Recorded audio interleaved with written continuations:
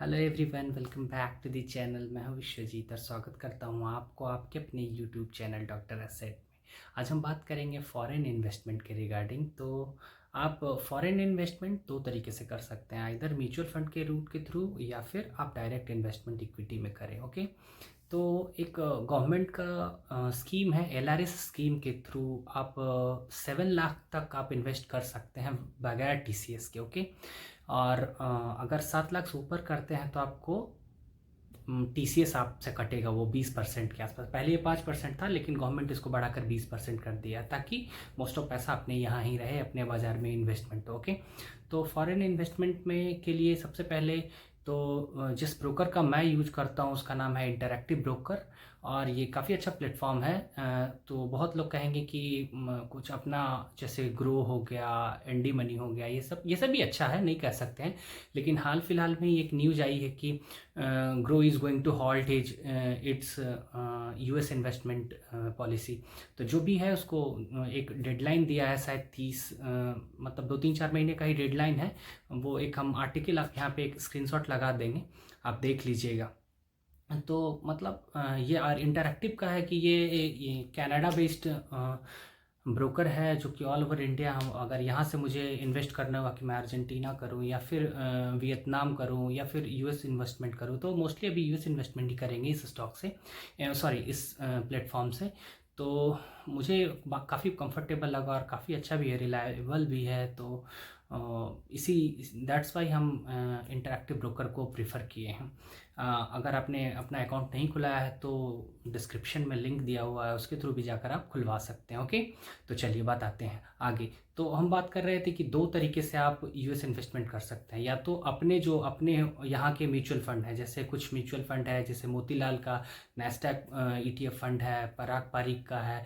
तो ऐसा कुछ है जो यूएस इन्वेस्टमेंट हर में एक्सेस भी करता है, सब कराता है। तो उसके बेसिस पे अगर आप कीजिएगा तो फिर उनका एक पार्टिकुलर फोलियो रहेगा कि आप 100 स्टॉक में जाकर लगेगा। लेकिन यहाँ से आप यूएस इन्वेस्टमेंट कर रहे हैं तो, क्योंकि मुझे थोड़ा बहुत ज़्यादा ही नहीं तो कहेंगे तो मतलब US is all about technology investment ही है यूएस में। तो वहाँ ये जाकर नहीं लिए कि डिज्नी खरीद लिए, वॉलमार्ट खरीद लिए, इससे बहुत ज़्यादा रिटर्न बन जाएगा। आप अगर देखेंगे रसल 2000 एक इंडेक्स है यूएस का, तो अभी तक देखेंगे तो मैक्सिमम अगर 20 साल की बात करें तो मात्र 200-300% ही रिटर्न बना के दिया है।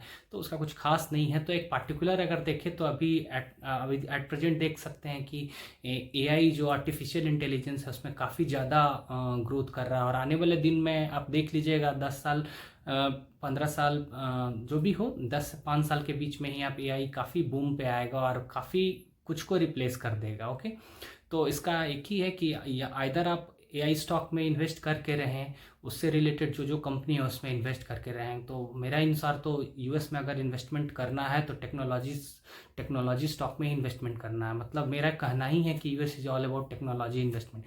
जैसे आप देख सकते हैं एनवीडिया का नाम सुने होंगे, टेस्ला का नाम सुने होंगे, तो ये सब कंपनी कुछ है, सेल्सफोर्स वगैरह है, माइक्रोसॉफ्ट है, गूगल है, अमेजन है, मेटा है। तो ये सब कुछ स्टॉक है टेक्नोलॉजी में बहुत अच्छा कर रही है। ठीक है, जैसे कुछ ही मतलब आपको एक एग्जांपल बता रहे हैं कि एनवीडिया एक स्टॉक है जो मतलब आप अमेजन, आपको पता है कि अमेजन बहुत बड़ी कंपनी है, बहुत बड़ी कंपनी है। वो मात्र 3 महीना में 1/3 उसका टोटल जितना अमेजन का वर्थ है उतना 3 महीना में एनवीडिया ऊपर गया। एनवीडिया को तो हम काफ़ी पहले से ट्रैक कर रहे हैं, तो तकरीबन आई थिंक 400 के आसपास से है, हम उसको ट्रैक कर रहे हैं। अब पहुंच गया है कितना, तो 600 कुछ हो गया। खैर उस समय तो मेरे पास इंटरैक्टिव का अकाउंट भी नहीं था, अभी हाल ही फिलहाल में हम खुलवाए हैं। तो अभी एट प्रेजेंट इस वीडियो में हम टेस्ला में इन्वेस्टमेंट करेंगे। टेस्ला में कुछ 12 शेयर के आसपास हम इन्वेस्ट करेंगे। ठीक है, और कंप्लीट प्रोसेस दिखाएंगे कैसे डिपॉजिट करना है। स्टेट बैंक के थ्रू हम इंटरैक्टिव ब्रोकर में डिपॉजिट करेंगे पैसा, और कंप्लीट करके दिखाएंगे। तो यही बता रहे थे कि अगर यूएस में आप इन्वेस्ट करते हैं तो अगर खुद से इन्वेस्ट करते हैं तो एलआरएस स्कीम के तहत गवर्नमेंट 7 लाख तक आपको देगी। अगर 2 लोग हैं तो 7-7 लाख रुपया दोनों लोग इन्वेस्ट करेंगे तो 14 लाख के आसपास आपका इन्वेस्टमेंट होगा, जिसपे कोई टीसीएस वगैरह नहीं कटेगा। अगर टीसीएस अगर ज़्यादा भी करना है तो आप कर सकते हैं, लेकिन उस पर 20% टैक्स लगेगा, जो कि टीसीएस एक तरह का एडवांस टैक्स हो जाएगा गवर्नमेंट का। जब आप टैक्स उसको क्लेम कीजिएगा तो अगर आप टैक्सेबल इनकम के अंतर्गत आइएगा तो आपको वो रिबेट दे दिया जाएगा, नहीं आइएगा तो वो कट जाएगा। ओके, यही है, ज़्यादा नहीं है। तो और बाकी long term capital gain, short term capital gain की बात करें तो म्यूचुअल फंड के थ्रू आप जाते हैं तो आपको उसमें नहीं सोचना है, वो जैसा वहाँ चलता है बाकी नॉर्मल की तरह। लेकिन अगर खुद से आप यूएस इन्वेस्टमेंट करते हैं तो अगर 2 साल से कम रखते हैं, मतलब अगर मान लीजिए आज हम टेस्ला खरीद रहे हैं, कल 20% भाग गया, 1 साल के अंदर 20% भाग गया, मुझे लगा कि मुझे प्रॉफिट बुक करना है, वैसे मैं करूँगा नहीं, उसको लॉन्ग टर्म के लिए ही स्टॉक को मैं अपने पोर्टफोलियो में दे रहा हूँ। तो अगर मैं अभी बेचूंगा तो उस पर 30%, short term capital gain government of India वो लगाती है 30%।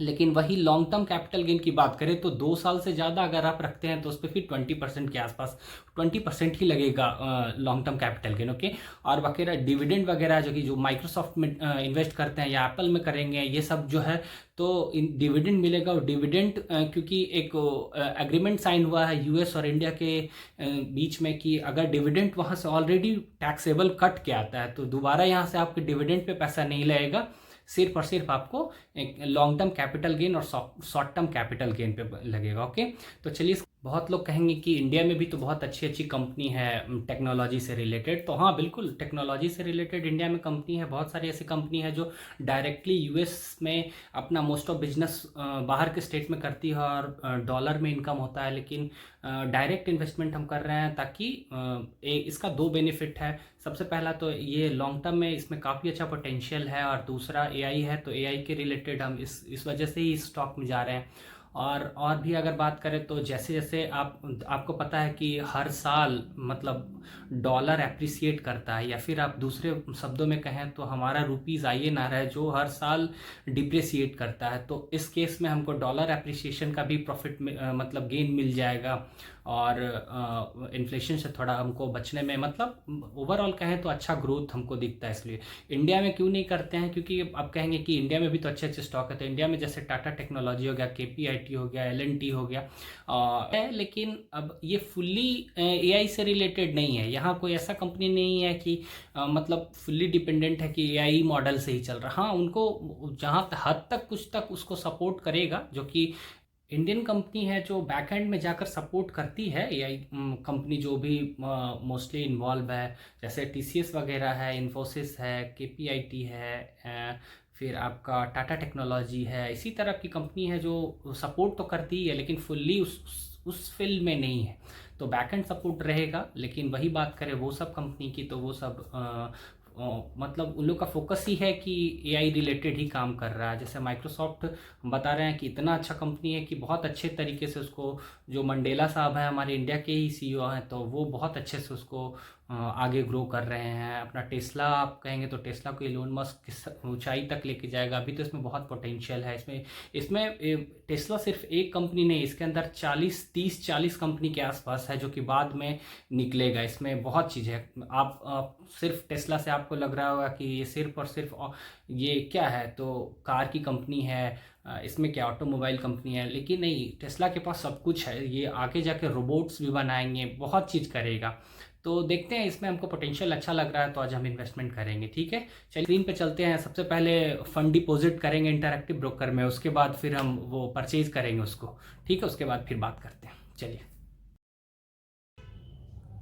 तो हम SBI के होम पेज पे आ गए हैं, लॉगिन वगैरह कर लिया। ओके, अब इसके बाद करना है आपको, क्योंकि मुझे इंटरैक्टिव ब्रोकर में करना है, तो पेमेंट एंड ट्रांसफ़र पे क्लिक करेंगे। ओके, इसके बाद पेमेंट एंड ट्रांसफ़र के बाद हम लोग को जाना है इंटरनेशनल फ़ंड ट्रांसफ़र में। ओके, इंटरनेशनल फ़ंड ट्रांसफ़र के बाद जाना है कहाँ, फॉरेन करेंसी ट्रांसफ़र रिमिटेंस। अब यहाँ पे आप इसके बारे में पढ़ लीजिएगा, इसका टर्म्स एंड कंडीशन क्लिक कर लीजिएगा। उसके बाद यहाँ क्लिक करने के बाद प्रोसीड करेंगे। ओके, प्रोसीड करेंगे तो अब आपको भेजना है। अब यहाँ पे आपको सेलेक्ट करना है कि बैंक बेनिफिशियरी क्या है। अगर आप पहले बैंक बेनिफिशियरी ऐड नहीं किए हैं तो बैंक बेनिफिशियरी ऐड कर लीजिएगा। अगर उस नहीं आ रहा है करने तो बताइएगा, उस पर भी हम एक वीडियो बना देंगे। ओके, तो अब यहाँ पे आपको बैंक बेनिफिशियरी, क्योंकि मेरा इंटरैक्टिव ब्रोकर ऑलरेडी इसमें एडेड है तो हम सेलेक्ट कर लेंगे। अब फॉरेन करेंसी की बात करें तो इसमें मुझे फॉरेन करेंसी पूछ रहा है कितना आप भेजना चाहते हैं, तो मैं 2941 कर देते हैं। ओके, 2000 $941 भेजना चाहते हैं। तो इसके बाद प्रोसीड करेंगे। प्रोसीड करने के बाद एट प्रेजेंट अगर देखें तो बैंक हमसे कितना ले रहा है, बैंक रेट कर रहा है 83.87 के चार्जेस से हमसे लेगा इतना, और टोटल इक्विवेलेंट कितना हो जाता है तो 2,46,661.67 रुपीज़ लग जाता है। आप देख सकते हैं तो इतना लगेगा। अब इसके बाद आगे अगर बोलेगा कि सेलेक्ट चार्जेस टाइप, तो आपको रिमीटर पे आपको क्लिक करना है। ओके, उसके बाद चलिए तो करते हैं, क्लिक कर दिए। उसके बाद पर्पस ऑफ रिमिटेंस की बात करें तो आपको फिर चल जाना है इंडियन पोर्टफोलियो इन्वेस्टमेंट में, सबसे नीचे रहेगा। ओके, उसके बाद फिर सोर्स ऑफ फंड, आप कहाँ से फंड आपका है, तो आप पर्सनल सेविंग लिख सकते हैं, या फिर आपका जो भी है इनकम है तो इनकम दे सकते हैं। फिर अल्टीमेट कंट्री नेम की बात करें तो यूनाइटेड स्टेट आपको सेलेक्ट करना होगा, सबसे नीचे आ जाइएगा तो यूनाइटेड स्टेट में आपको क्लिक कर देना। ओके, यूनाइटेड स्टेट कर देना है। उसके बाद फिर आपको यहाँ पे अपना अकाउंट नंबर डालना है। ठीक है, अमाउंट की बात करें तो टोटल, चलिए एक बार आपको बताते हैं। फॉरेन करेंसी अमाउंट की बात करें तो टोटल इतना हो जाएगा। एक्सचेंज की बात करें तो 83.87 के आसपास वो बैंक हमसे लेगा। अमाउंट की बात करें तो टोटल इतना INR अमाउंट होगा 2,46,661 रुपीज़ के आसपास। बैंक कमीशन फ्लैट 10 USD काटता है, तो उस बात का भी आपको ध्यान रखना है। ठीक, चार्जेस टाइप 0.9 USD, इतना भी आप, ये भी आपके अमाउंट से अकाउंट से कटेगा। बेनिफिशियरी को टोटल $2,941 जाएगा। GST की बात करें तो बैंक मतलब गवर्नमेंट हमसे 312 रुपये GST लेगा। TCS नहीं कटेगा क्योंकि 7 लाख से नीचे हम कर रहे हैं। ठीक, टोटल अमाउंट डिडक्ट होगा इतना। तो आप अगर कंफर्टेबल हैं तो देख लीजिए, यही करना है। उसके बाद नीचे आपको यह दिखाएगा, यहाँ से आपको मन है कि हम इसका एक वो ले लें स्क्रीन राइट का, तो हम तो एक अपना ले लिए। ठीक है, अब आगे बढ़ते हैं। आगे आपको यहाँ पे जाकर सबमिट बटन पे आपको क्लिक कर देना है। सबमिट बटन पे जैसे ही क्लिक कीजिएगा आपके पास एक OTP आएगा। ओके, OTP हम सबमिट करते हैं। जैसे ही OTP सबमिट करेंगे हमारा यहाँ से फंड ट्रांसफ़र हो गया। एट प्रेजेंट ये हो गया। ठीक है, अब इसका हम ये, क्योंकि मुझे वहाँ फिल करना पड़ेगा तो इसके लिए आपको ये रख लेना है। ठीक, अब आगे आपको फिल करना पड़ेगा। एट प्रेजेंट अगर देखेंगे तो बैलेंस आपका कटेगा नहीं, ये बैलेंस अभी इतना का इतना ही बैलेंस है। बैलेंस कटेगा अप्रॉक्सीमेटली आई थिंक 1 बजे के आसपास इंडियन टाइम के हिसाब से कटता है। ओके, चलिए तो यही था, इतना यही प्रोसीजर है आपको ट्रांसफ़र करने का।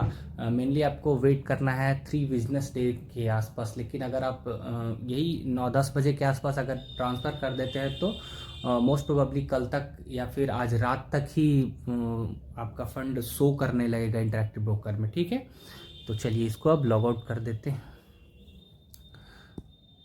और अब होम पेज पे आते हैं। अब आपको करना क्या है कि पहले तो ये सेलेक्ट कर लीजिए ट्रांसफ़र एंड पे, फंड ट्रांसफ़र में जाना है और यहाँ पे जाकर डिपॉजिट में आपको सेलेक्ट करना है। ओके, डिपॉजिट में कर दिए, वॉयर में गए SBI में। अब यहाँ पे आप कितना अमाउंट भरे हैं, कितना आपको वहाँ भेजना है उसके पास, वो उसमें भर देना है फर्स्ट कॉलम में। उसके बाद इसमें बात करें तो जो ट्रांजैक्शन रेफरेंस नंबर है वो भर दीजिएगा तो अच्छा रहेगा। और यहाँ पे गेट वायर इंस्ट्रक्शन कर दीजिएगा, इस पर आपका पैसा चला जाएगा विदिन 2-3 बिजनेस डे ऐसे बोलता है, लेकिन मोस्ट प्रोबेबली आज रात तक ही शायद चला जाए। चलिए ठीक है, फिर अब आगे बढ़ते हैं। तो चलिए, अब now time two by Tesla. मेरा फ़ंड डिपॉजिट हो गया है, तो सबसे पहले यहाँ हम नंबर ऑफ़ क्वांटिटी भर देंगे।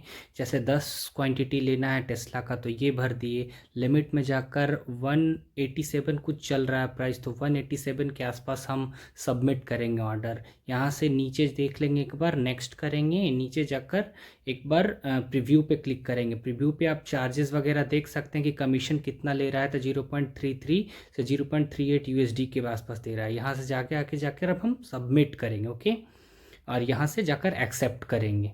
तो ये मेरा ऑर्डर प्लेस हो गया है $10 शेयर ऑफ टेस्ला के लिए, ठीक है। और क्योंकि जब मैं देख रहा हूँ प्राइस एक्शन से, तो वो प्राइस आ नहीं रहा था, तो मुझे मॉडिफाई करना पड़ा। तो यहाँ जाकर मैं मॉडिफाई कर लूँगा, जो 87 के आसपास है। तो इससे पहले कि ये देखें, हम एक बार ट्रेडिंग व्यू में जाकर देख लेंगे कि टेस्ला का कितना प्राइस चल रहा है। तो 189.64 के आसपास डॉलर चल रहा है। तो क्योंकि वो थोड़ा बहुत लैग रहता है दोनों के बीच में, ठीक है ना, तो इसी वजह से दोनों तरफ से आप प्राइस एक बार मैच कर लीजिए। उसके बाद फिर यहाँ आप देख सकते हैं अभी $189 के आसपास चल रहा है। तो उसी हिसाब से हम यहाँ पे $188 के आसपास भर देंगे। जैसे 188.90 कर दिए, ओके। उसके बाद फिर नेक्स्ट करेंगे। नेक्स्ट करने के बाद फिर ऑर्डर मॉडिफाइड हो गया, सबमिट कर देंगे, ठीक है।